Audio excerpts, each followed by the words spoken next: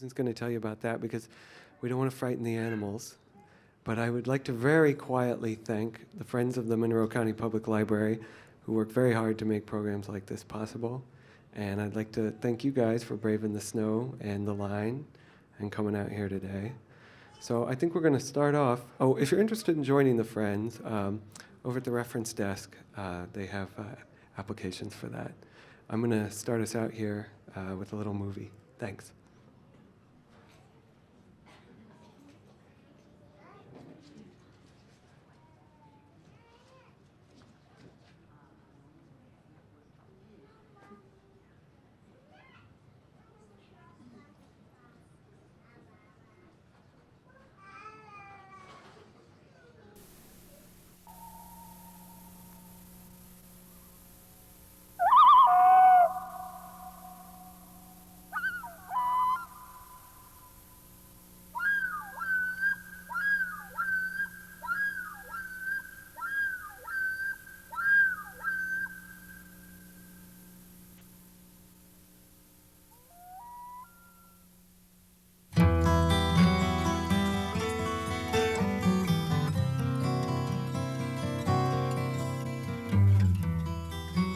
The National Wildlife Rehabilitators Association is a special group of skilled and caring people.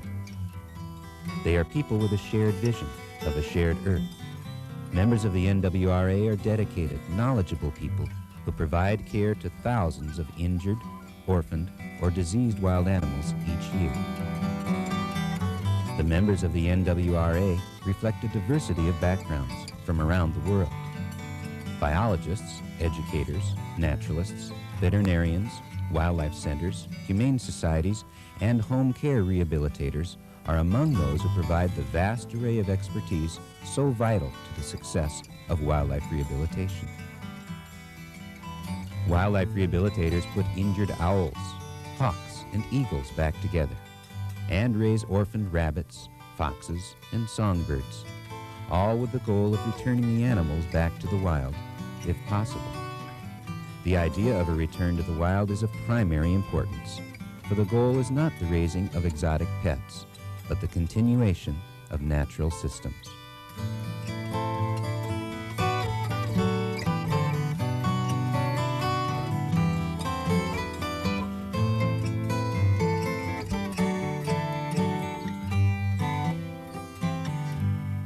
An injured wildling is more than a broken bundle of fur or feathers.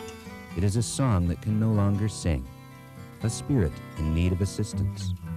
Humans, in honoring the wild spirit of their winged and four-legged brothers and sisters, honor the same quality within themselves.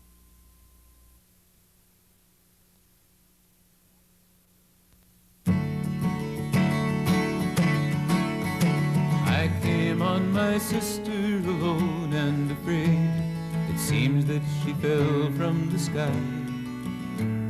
The gift that had carried her into the clouds now was gone, and she couldn't know why. She'd sailed like a ship upon oceans of air, as wild and as free as the wind.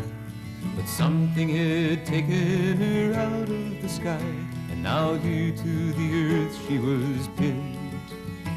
Come with me, my love, and we'll do what we can to set right what has somehow gone wrong. We'll work with the sinew and feather and bone and give back to your spirit its song. And you'll feel once more the wind in your wings, or climb where the tall mountains stand. You'll run the wide prairie or haunt the dark forest. My friend, you will be wild again. My friend, you will be wild again. I came on my brother so tiny and weak, he couldn't yet care for himself. Somehow he'd been left alone in the world, and to make it he needed some help. Something had taken his mother away, a highway, a trap, or a storm.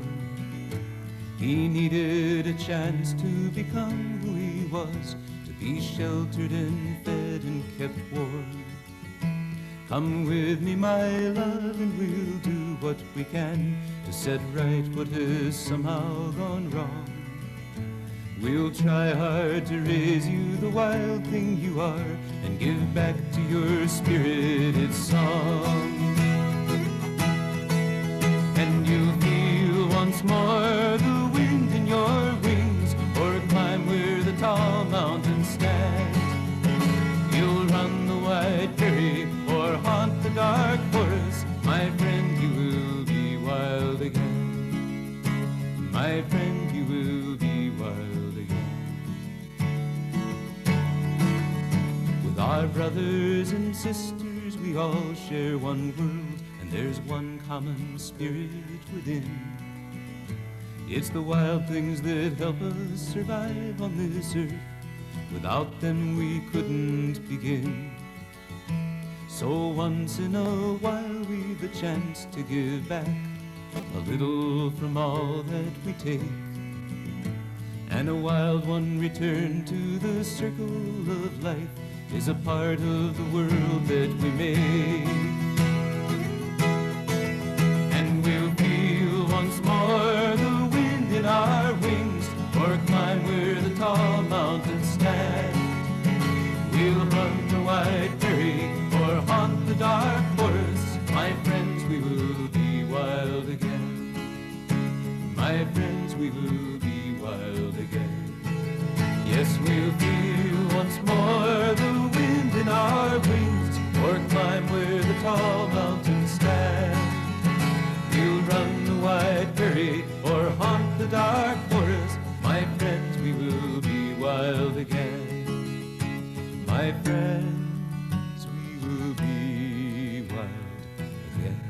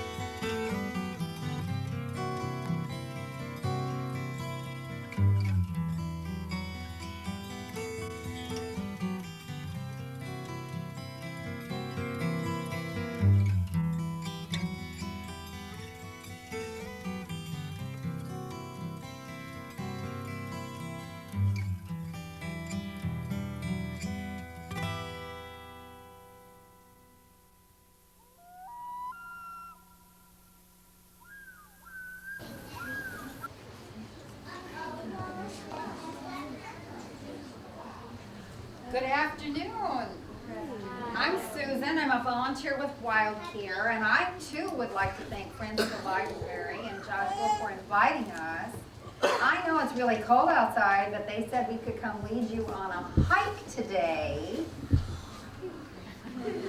It's a different kind of a hike. It's a virtual hike. It's an imaginary hike. And we have to get ready for that hike, don't we? It's cold, and I'm always cold. Even in the fall, we're going to pretend it's a fall day, and it's late in the afternoon, and I don't know about you, but I'm taking a nice jacket. So I'm going to go get my jacket, I'm going to put on my jacket, I'm going to zip it up, because I'm always cold, remember. You might not be that way. And because the mosquitoes are gone, but the ticks are not yet, what are we going to do with our pant legs, you know? We're going to tuck them inside our socks. It's a real good look. But it does a trick, because then those darn ticks won't climb up our pant leg inside our clothes and attach themselves. So you can just pretend, but I'm gonna look goofy. Is that okay with you? Okay, now, we've made a sandwich because you always get hungry on a hike. We've got a little day pack, and I'm gonna zip it, and I'm gonna put in an apple and a sandwich, a little bit of water, and a paper sack for our trash because we don't wanna leave that in the woods. That wouldn't look too good. We're gonna zip that up. We're gonna put it on. So we've got it all packed. Okay, you got your backpack on? Okay, binoculars. Get your binoculars, put them around your neck. Grab a hat, put your hat on. You good? And get your hiking stick. Okay, get your hiking stick. And we're gonna go for a little bit of a hike. Now, the thing is, in the woods, if you see an animal, it might be behind me and I might not see it, but I want you to point. But you can't say anything because you'll scare it away. And we don't want to scare away the animals. So just point if you see something behind me that's really interesting. Otherwise, I'm just going to look at these gorgeous Indiana trees and these beautiful hills and the leaves coming down. Is there anything more beautiful than Indiana in the fall? I don't think so. And oh, I might see something up there.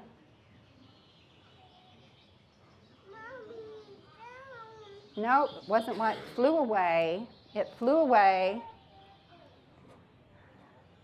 Is there something back here?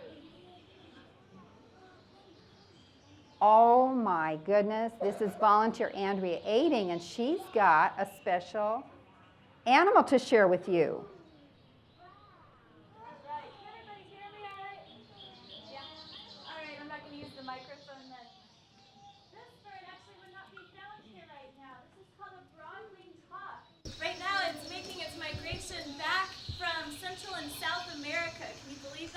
It goes all the way down to South America in the winter and comes back up here in the summer to nest and to breed with another broad-winged hawk.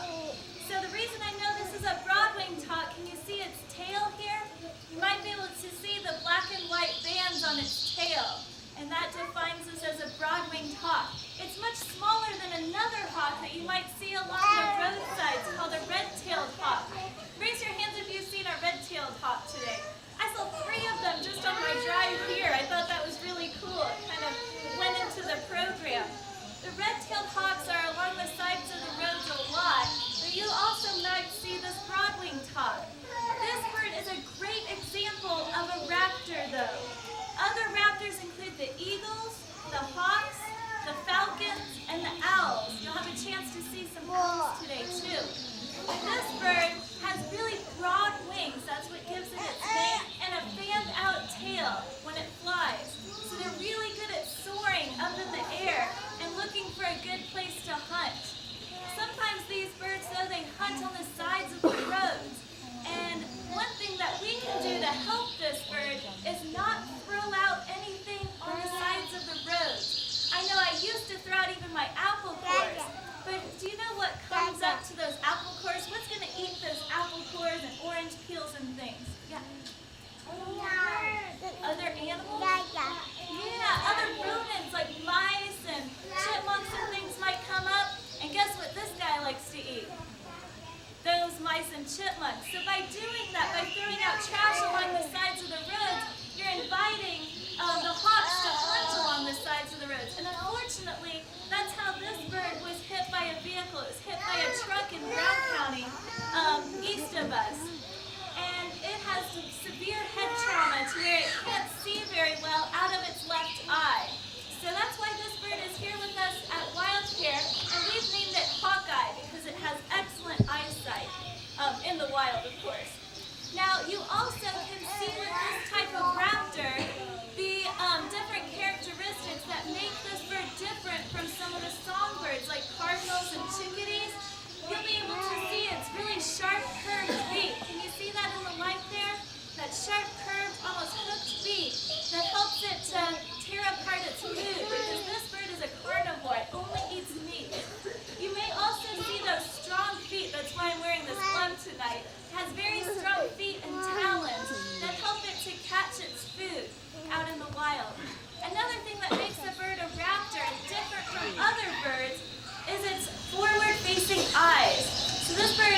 what we call binocular vision that helps it to really find those prey animals like mice and sometimes snakes and other birds out in the wild. So this is a broad-winged hawk. In the wild, you might see other hawks that have a different wing shape. In the city, sometimes I see Cooper's hawks that have really long tails. This one has a shorter, kind of fanned out tail, you can see. The Cooper's hawk will have a longer tail, and that helps it to get in between trees and branches a little bit better. So it likes to live in a deep forest so that it can move around, it can hunt in a deeper forest. This one likes to live in open areas, in field areas. That's why you might see it along the roadsides.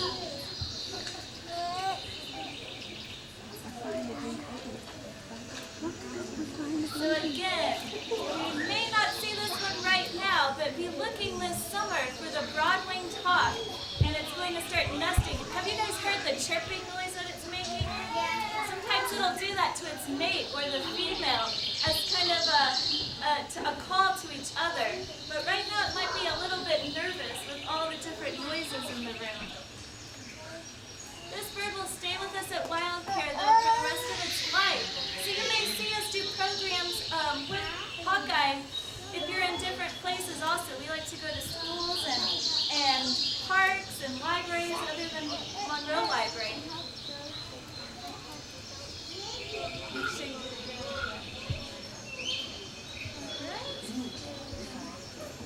Wow, that was great that we got to see a broad-winged hawk. It's interesting. The animals that we're going to meet have special adaptations for surviving in the wild, but the particular animals that we're meeting all cannot be released for a different reason. So this is a special part of the woods. But get your binoculars ready. You got your stick? Let's hike some more. Now, if you see something behind me, I want you to point it out, but don't say anything.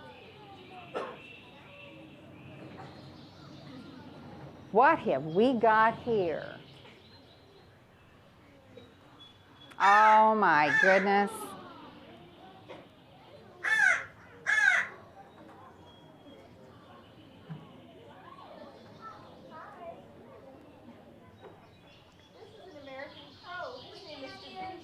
Can you hear, sweet? Oh, I'm sorry. I didn't know that was there. This is Da Vinci. He's an American crow, and he came to live with us at Wildcare in 2003. He's going to be about 5 years old this spring. He came to us because someone found him on the ground as a baby. He was about 4 weeks old, and he couldn't fly, and his parents were trying to get him back up into his nest in his tree, and they just couldn't manage to get him back up there. Something was wrong. So they brought him to Wildcare, and it ended up that he was so young, and he also had a deformed foot and a deformed wing, so we had to keep him there as an education animal so we could have programs like this and introduce crows to you. Now, the reason that the people that found him knew something was wrong was because he was on the ground, and birds, as you may know, excuse me, I'm getting over a little sickness. As you may know, usually have their nests in trees. So when you see a bird on the ground, you know something might be wrong. And if it doesn't fly away when you walk up to it, you know something's probably wrong. So that's when you would call somewhere like Wildcare, Wildlife Rehabber. So that's another idea is before you cut down trees or trim limbs, you might want to check for nests in them or other animals that might live in the little burrows in there. So anyway, as we got to know Da Vinci, he's very smart. Crows actually have such large brains proportioned to their body. They're almost as large as what human brains would be proportioned to our bodies, and also dolphins. I'm sure everyone's probably familiar with how intelligent dolphins are, and that's about the same level of intelligence as crows are. So we had to learn a lot about crows and their intelligence, and we also have to keep them entertained at all times in captivity. Now, in the wild, crows are omnivores, which means they eat both meat and plants or vegetation. So they've actually gotten into trouble sometimes because they'll get into people's trash, and they also they're sneaky about things. They're problem solvers, so they'll also find food in other ways if it's not readily available to them. So sometimes that's a problem with people and our homes and our animals that we have food outside for. If we have food outside for dogs or cats, sometimes they'll get into that and kind of be a nuisance. But in other ways that they're good for us is that they actually clean up a lot of animals. If you see like animals that have been hit by a car, or other animals that have died, crows will actually forage on that, and they will eat that and clean that up for us, so we don't have to look at it or smell it later. And they also eat what we would call pests, other kinds of parasites and things that can get on our plants and kill our plants and hurt our plants and crops for farmers. They will eat a lot of those too, so they're very good in a lot of ways. Crows are also very intelligent with each other. They have a very integrated social pattern with their families and everything. They will communicate with each other in ways. You can hear him cawing right now. They will, if you listen and if you look in the wild, you will hear crows probably first, and then you will see them as well. Now that was a demonstration. That sounded a little bit different than the other caw, and they have would have been probably about 24 noted different kinds of sounds. Just like we have our language with each other, they will actually make sounds, and they know what they're saying. They're calling to each other that they're moving away, or that they're coming back, or that there's something to be watch out for, a predator or something like that, or where there's food, that kind of thing. So you can hear the different sounds that crows make too when they try. Is this sound off? No, the sound is Oh, good. okay. Maybe you want to have somebody come up and talk to them. Oh, could I please have a volunteer come up? And I was gonna, let's see, you right there right there. I was gonna give you a demonstration. Since Da Vinci has lived with us as humans, he has actually learned our language now. Since we are his family and they are so socially involved with each other, he has learned our words. So hopefully he'll say hello for this little girl. He says hello and bye-bye. And what I think he's saying is, what a good boy.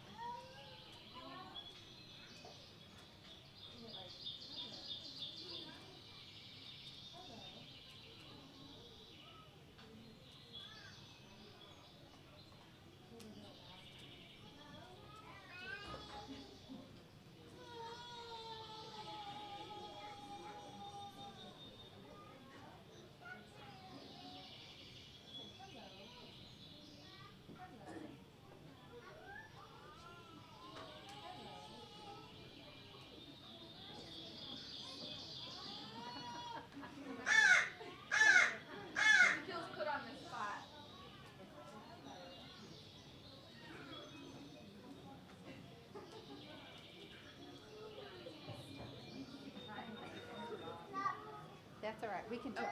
another person. Okay. Do you want to get one more up here? If another volunteer, And he feels how like about, he says hello, but he never how says about you? hello to me. He's kind of funny. He does particularly like kids better than adults, so he usually does do it for little children rather than an adult asking him to say hello. So if you listen real carefully, he...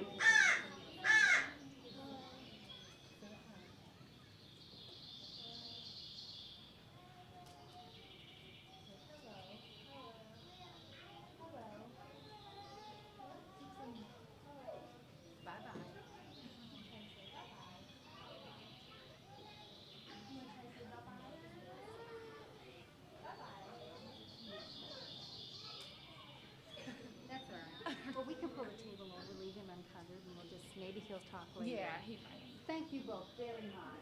Let's give them a hand. Thank you all. Can you find your way around without falling? He might try to say it later. If anybody hears him, you have to point it out. Yeah. All right. Shall I help you with the table?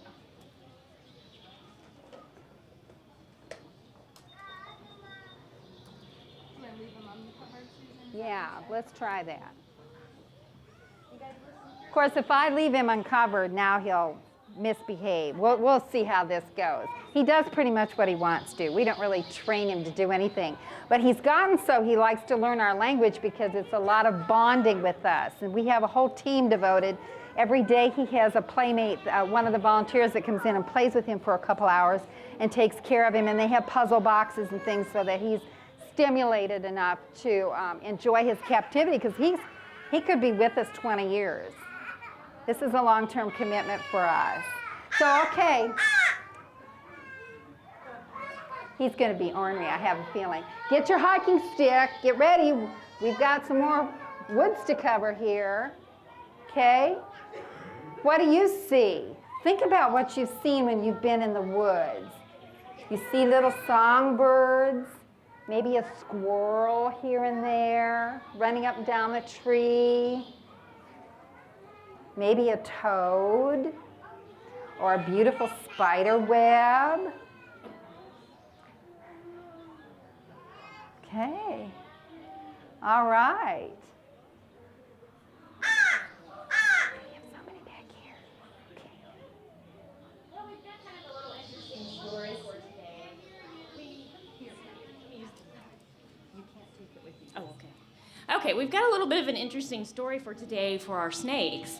We normally bring 2 ball pythons. One's called Hecate and one's called Collie. But we ended up getting Collie out about an hour before coming, and she had started shedding. So we couldn't bring those 2 because they're both in their shedding phases, and they get a little cranky when they're handled.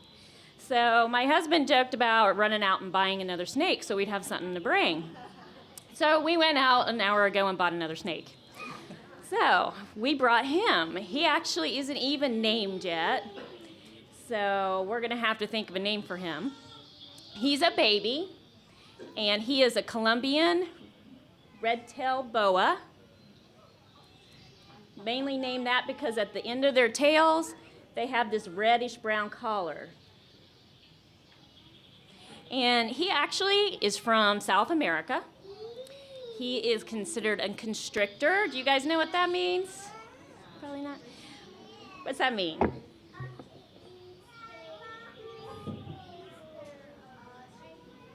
Yeah, that's right. She said what they do is they squeeze their prey until they suffocate it, and then they actually go ahead and eat it that way. They're not poisonous at all, and they very rarely bite. Snakes in general, though, are cold-blooded, so you have to provide some type of heat source for them. And they also only eat usually about once every week, once every 2 weeks.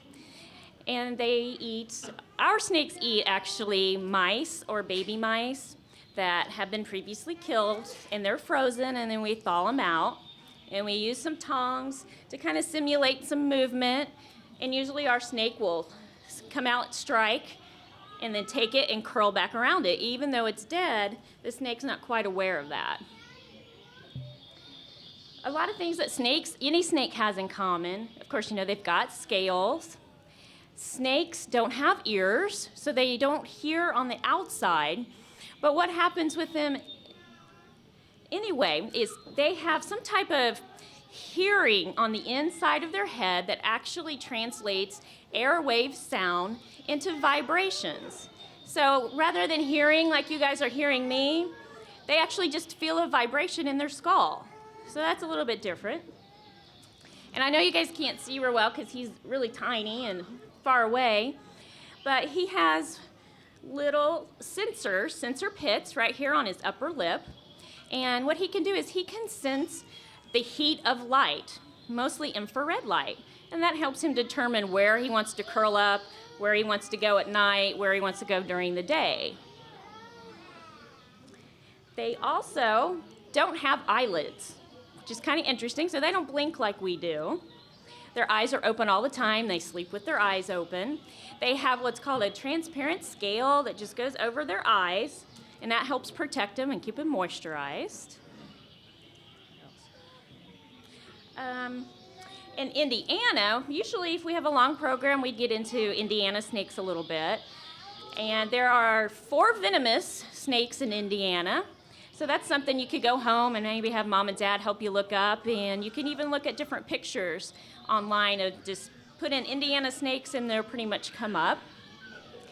What's really great about snakes in the environment, though, is they are good at controlling rodents, rats, mice, which is what a lot of them eat, and they also help control insect populations, because a few of them actually do eat insects instead.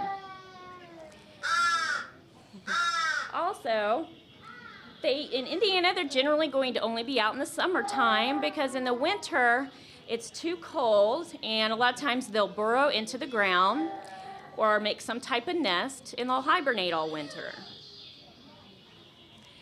And since they are cold-blooded and they come out mostly in the summer, one tip that you want to do is in the summer when you're driving, you want to watch the roadways, because they like to climb up on the heated asphalt so that they can get warm and have the sun shining down on them.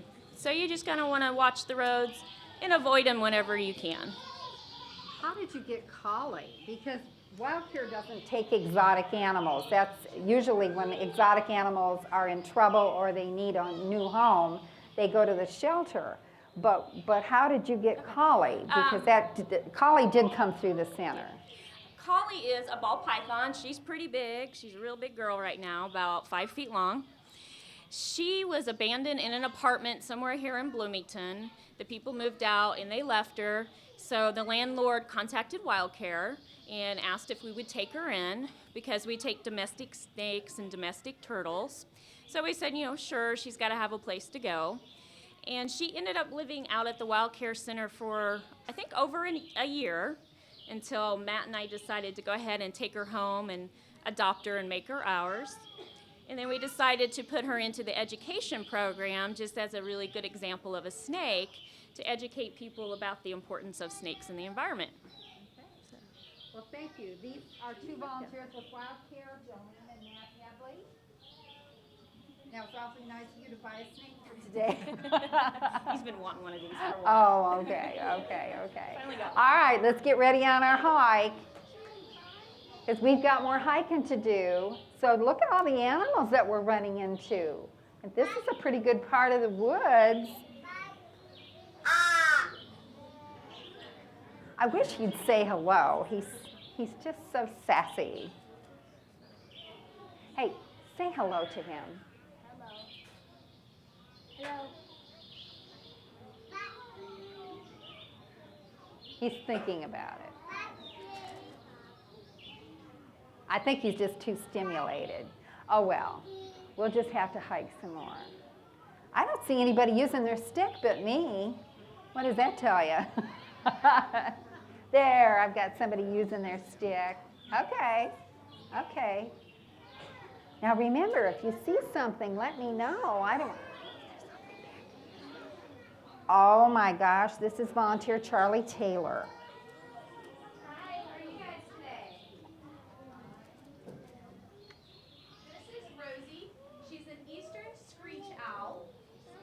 And she would be here year-round, which means that she doesn't migrate. So when you met Hawkeye earlier today, we learned that he'd be migrating back towards Charlie, Indiana right now. use the mic.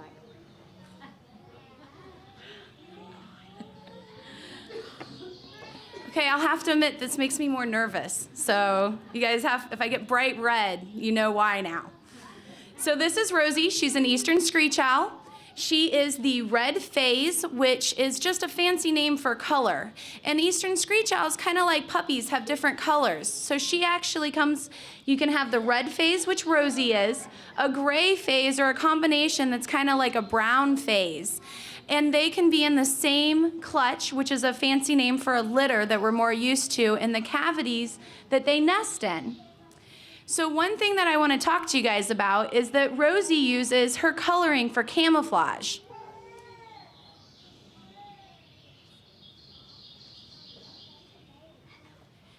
So if we look at Rosie and we look at her behind the wood here, you can see how she blends in really well with the bark. And what she does for camouflage is she'll suck in all her little feathers, get really straight up, put up her ear tufts, and then she looks like a tree limb herself. And that helps to protect her because she's a very small bird of prey, and that means that other birds hunt her. So when you look at Rosie, she kind of looks like a baby owl, doesn't she? In fact, we get a lot of calls about her being a baby owl in February. And she's actually an adult. She weighs about half of a can of a soda pop. And she has just shy of 2-foot wingspan. Now, when you look at Rosie, one of the things that I always notice about her first are those big yellow eyes.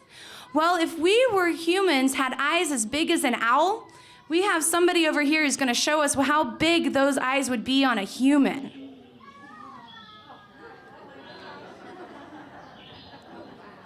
Could you guys imagine walking around with eyes that big? The other thing is that we can move our eyes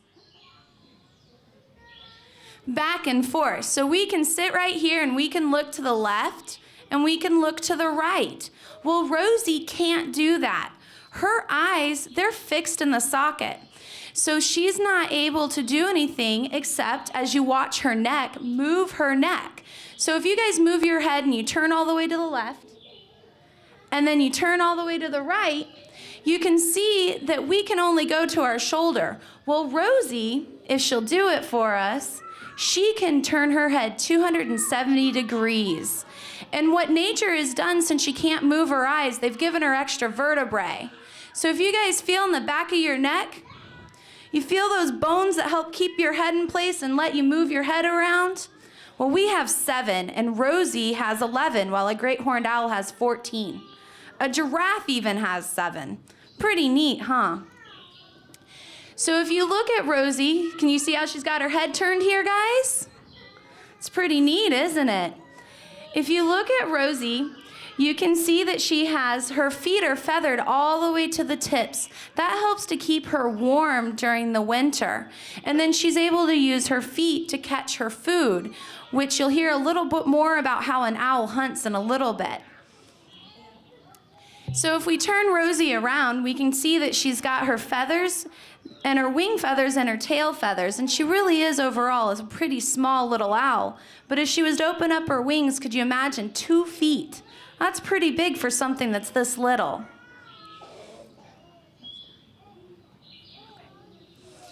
So if you look at Rosie, it's kind of hard probably for you guys up in the back, but she's got a yellow beak. And Andrea talked a little bit earlier about those beaks and how they use them for their food. Well, in the West, there's an owl called a western screech owl. They only come in a gray color. But one way that you can tell in the area where they overlap, if you have an eastern screech owl or a western screech owl, is that a western screech owl is going to have a black beak. While Rosie, an eastern screech owl, she has a yellow beak. And that's one easy way that if you guys are in that area, you'd be able to tell the difference.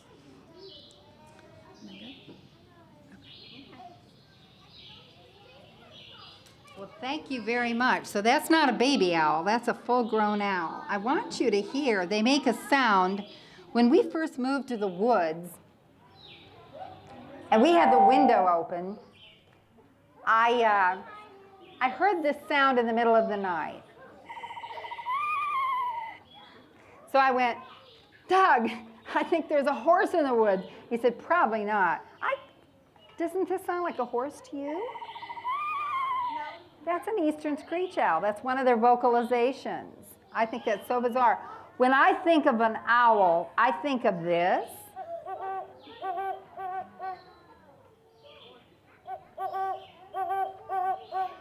That's a great horned owl. Or I think of this. That's a barred owl. Is there something behind me? Oh, it's volunteer Jeannie Davis.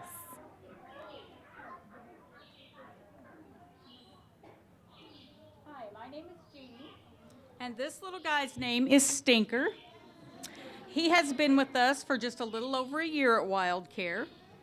He came to us because he's non-releasable. He was taken in as an infant to be rehabilitated and returned to the wild, but he has a thyroid condition, and so he can't survive in the wild without his medication. So that's why we have him as one of our education animals. These little guys are born in the spring, usually around the middle of May, and they usually are born in a litter of like 5 to 6. If you can see his feet here in the front of this towel, his big, long, thick, heavy claws, that's what he uses to get his food.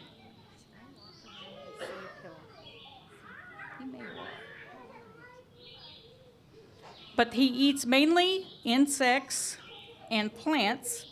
They do like turtle eggs. They'll eat beetles, small mice, grubs, worms. They also like to visit gardens and eat peppers and tomatoes, all kind of things from your garden. But they're really very beneficial to us because of the amount of insects and rodents that they do eat. Like they were talking earlier with the hawk, a good thing is to not throw food out on the road because that also attracts skunks, opossums, and other wildlife. And this guy, since he is nocturnal, which means he only comes out at night, when he's out on the road at night, he can only see about 3 feet in front of him, even in the dark. And when car lights come up, because his eye is almost a total pupil, he can't see when car lights hit him. So if we're driving down the road in our car, he doesn't know because he can't see that you're coming. So we try to be very cautious about throwing food out on the roads so that our wild friends don't become hit by our vehicles. Now these little guys, as you all know, have another unique feature, and that's that he can spray a really foul-smelling odor. Ooh. And he can spray that up to 15 feet. And they spray that from their rear from 2 little nipples that they can aim independently like guns on an airplane. And they can shoot that spray up to 10 feet. But they are very, very docile creatures. They don't like to cause trouble. And if your dog comes home telling you a story that this skunk just walked up and sprayed him, don't believe it. They give several warning signs before they actually spray. First, they will stomp their feet, raise their tails, and then they'll turn around and aim those missiles at you. Once you see those missiles aiming at you, you'd better back away because he means stinky business.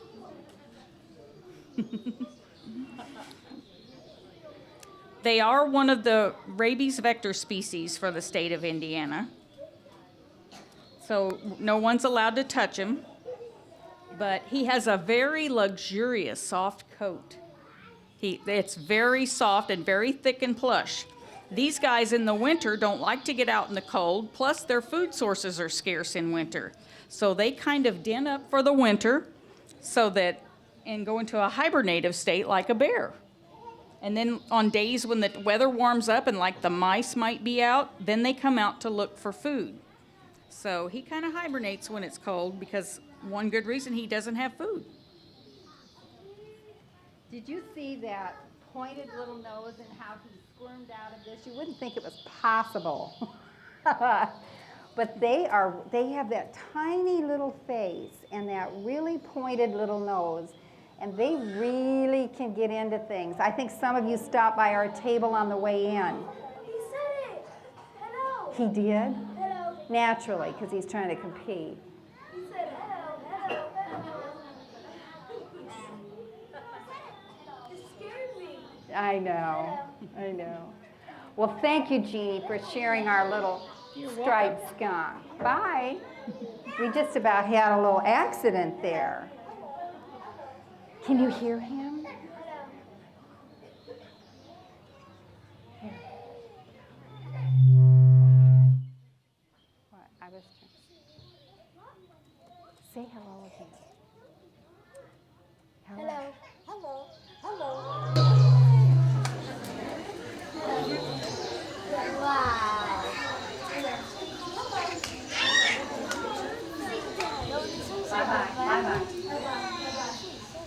Bye-bye. Bye-bye.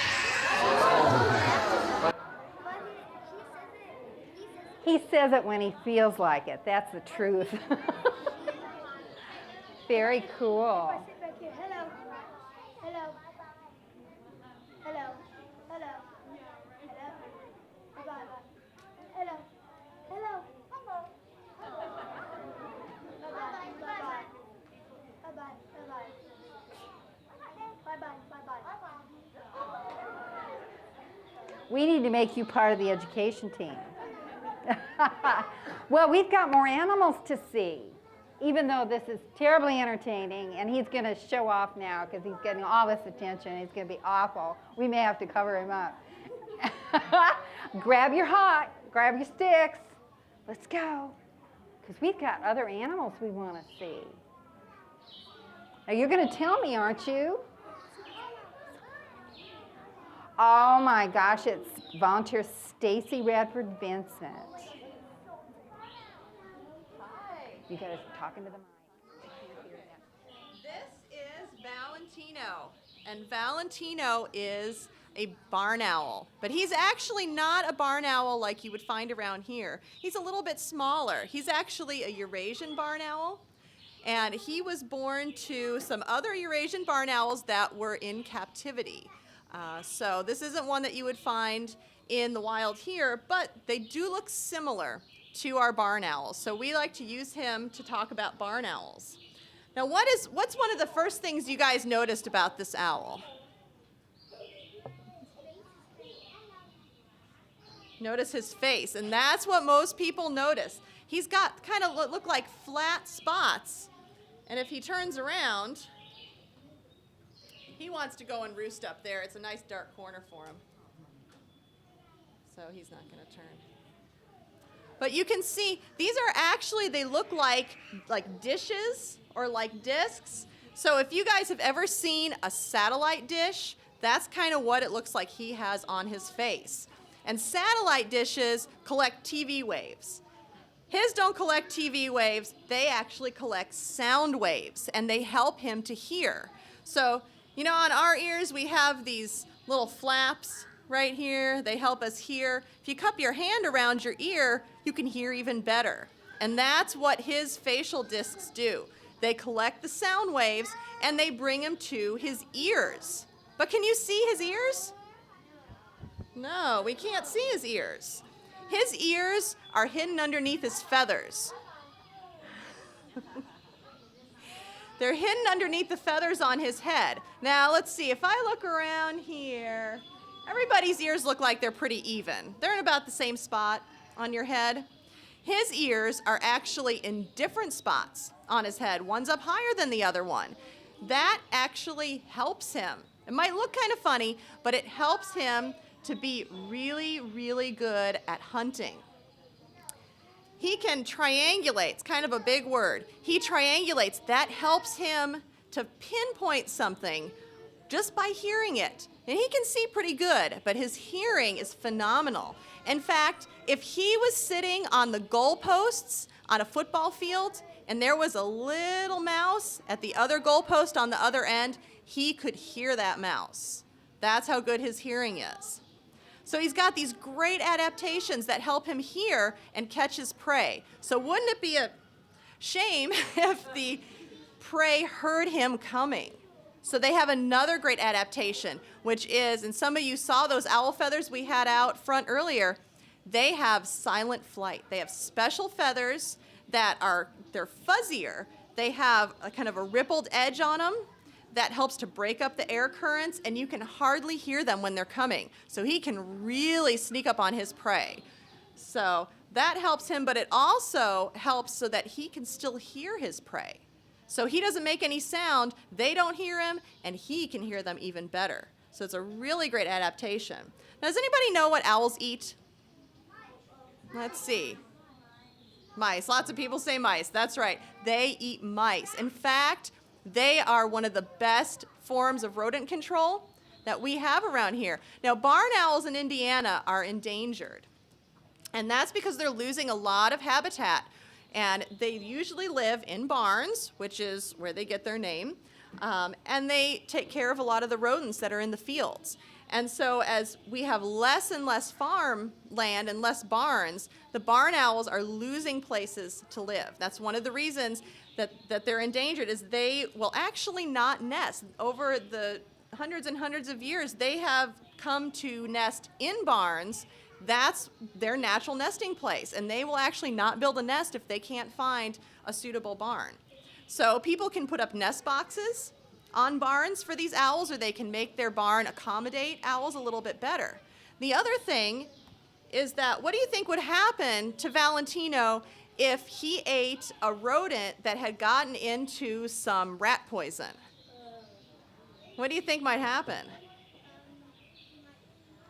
He might die, that's right. And that happens to some of our predators that are up high on the food chain, is they eat a lot of animals that have gotten into pesticides, and that hurts them and can sometimes kill them. So a really good reason to not use pesticides is, for one, to let nature control your rodent problem itself, and also you won't hurt some of these predators that are way high up on the food chain.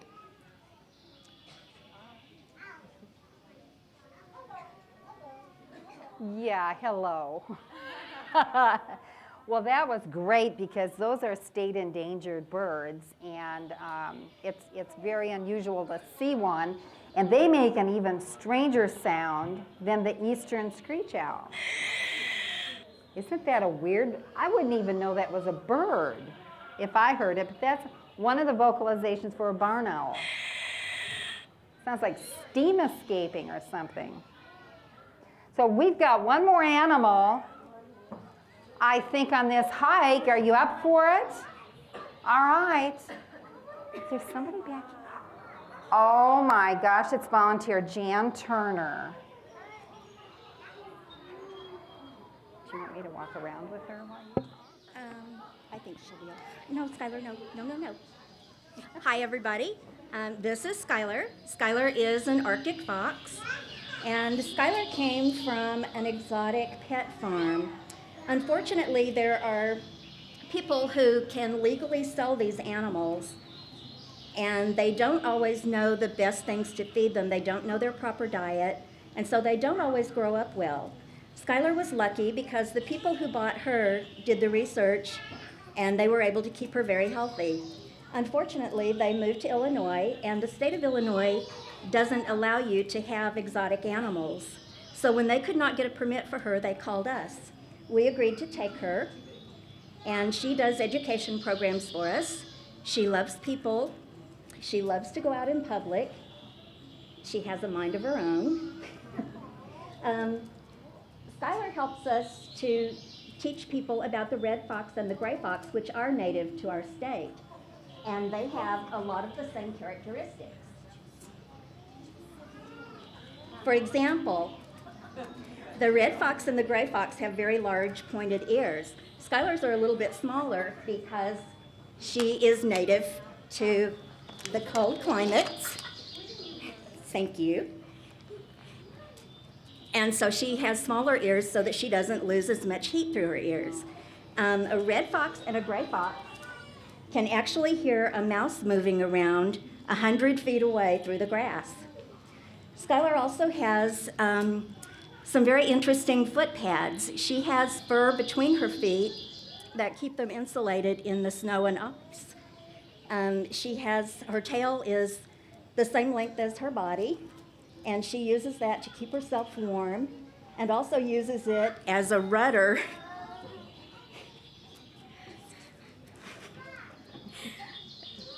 to help her run fast and make very fast turns.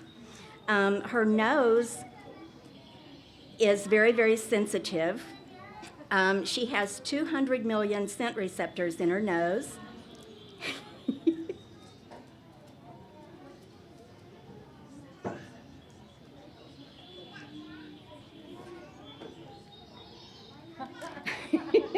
Okay. Skylar also helps us to teach people why wild animals are not good pets. She has a mind of her own, as everyone could see. They can't be house trained. You cannot correct them with a newspaper the way you would a regular dog, because if you ever smack one with a newspaper and it loses trust of you, it will never regain it. And that's a very sad thing, because then you wouldn't be able to ever make it mind or to trust you again. Has anybody actually heard a fox? This is what Skylar sounds like.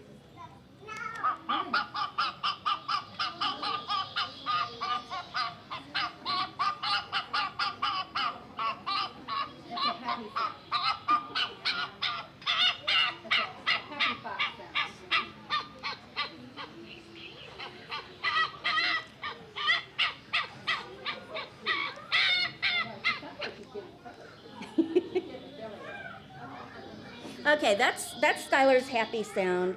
They communicate in a number of different ways. They have a lot of different sounds that they make. They can sound like anything from a wounded goose to a little rusty sounding dog bark. And they even make a little mewing sound like a kitten from time to time. Skylar looks like a dog, but she acts a lot like a cat. She will chase toys and chase strings. She climbs. You'll notice that she has very, very long nails. Her nails are trimmed every 2 weeks, and they grow this quickly because she digs, and she climbs to the top of her cage constantly. She has a large cage at my house, and it has a playhouse in it that she plays with. She has a number of human baby toys, and she's a tiny bit spoiled.